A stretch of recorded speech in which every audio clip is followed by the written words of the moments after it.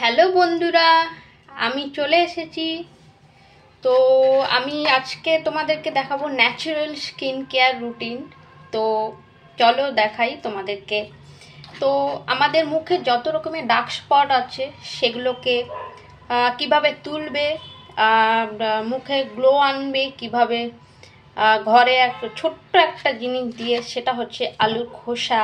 দেখতেই পাচ্ছ, আলুর খোসা দিয়ে আমি এটাকে প্যাক বানিয়ে নেব।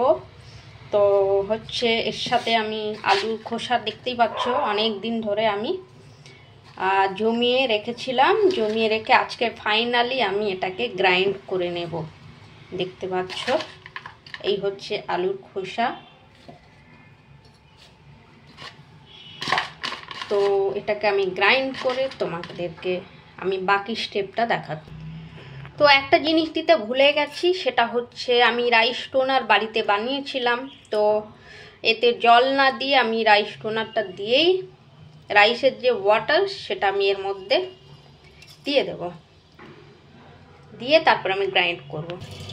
তো ফাইনালি আমি গ্রাইন্ড করে নিয়েছি। এর সাথে আমি দেব বেসন আর তোমার ওই চালের ভেজানো জল এর মধ্যে তো দিয়েছি, এক্সট্রা কোনো জল দেব না। দেখতে পাচ্ছ এই যে একদম মিহি করে পেস্ট করে নিতে হবে।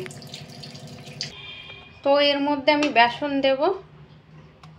বেসন যতটা আমার লাগবে ততটাই আমি দিয়ে নেব, কারণ আমি বেশি করে বানিয়ে ফ্রিজে রেখে দিই।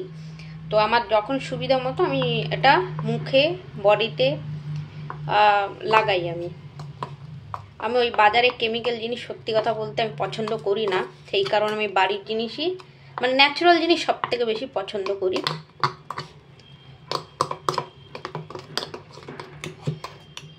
এই যে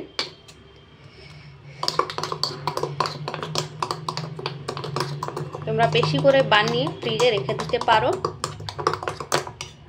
রাইস ওয়াটারটা আমাদের স্কিনের জন্য খুব ভীষণ ভালো।